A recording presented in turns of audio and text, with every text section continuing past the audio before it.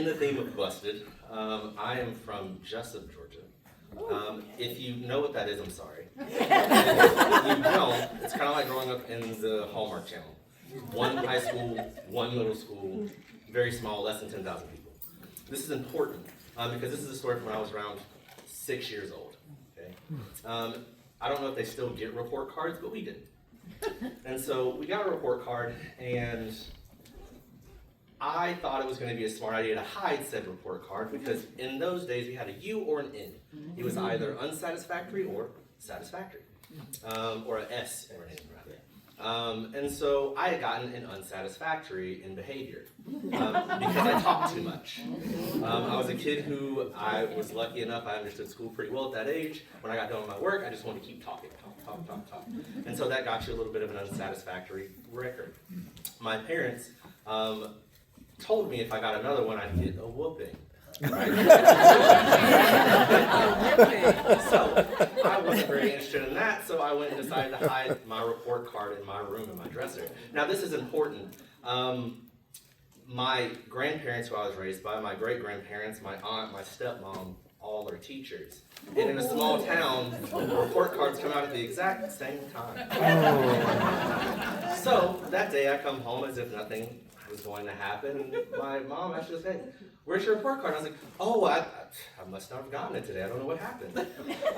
So I went in my room, just playing, pretending like I didn't know what was happening. My grandpa comes in, he's like, "Hey, where's your report card?" And I'm like, must not have gotten it. Don't know where it is. Don't know what happened." Take a little bit longer. My grandma comes in. She's like, "Hey, can you go help your mom in for something?" I was like, "Yeah, absolutely." I go do that. I come back. She's like, hey, come in here. And I'm like, "All right, I got you." I come in and she has my report card just there, all nice and yellow. And she's like, "So, how did your report card get here and you don't know where it is?" I was like, I must have forgot. So obviously she sees the unsatisfactory, asked me about it. She's less mad about that because they knew I was a talker. They were more upset that I tried to hide it. And so at that point I got an option for my punishment. It was either get a whooping or be grounded. Right? Now, I knew what a whooping was like, so I didn't want that. So I chose being grounded. Now what being grounded meant was I didn't get to watch TV. So I had a TV in my room, they took that away, right? But what it also meant is when parents and adults were watching TV, I also couldn't watch TV. I was given a punishment of 6 months for this. Now, that seems like it would be a lot, but apparently I was the only person that remembered this. Because I got picked up by my dad one day, went over, and they told them that I was on punishment as well. I get over there and I'm like, okay, I can't watch TV. I can't watch TV. They're in the living room, they're like, "Hey, we're about to watch a movie." I'm like, "No, I can't watch it. The entire weekend, it's like 3 days, and I refuse to watch TV. I think I remember hearing a Britney Spears song on the TV, and that's about it, right? I didn't want to be a part of it. And then about 4.5 months in, I'm just walking in the living room. And I walk by, and my grandma says, "Hey, we're about to watch Rugrats. Do you want to come watch with us?"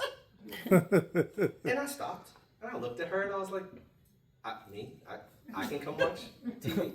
She was like, "Yeah, what are you talking about?" I was like, "You told me I was grounded." She was like, "Yeah, that was like for like a month though." I was like, "No, you told me 6 months." She was like, "Oh, I did? I don't remember that." So I punished myself after being busted. And so after that, I always gave my report card. And I never choose to be grounded again. I always chose the whooping.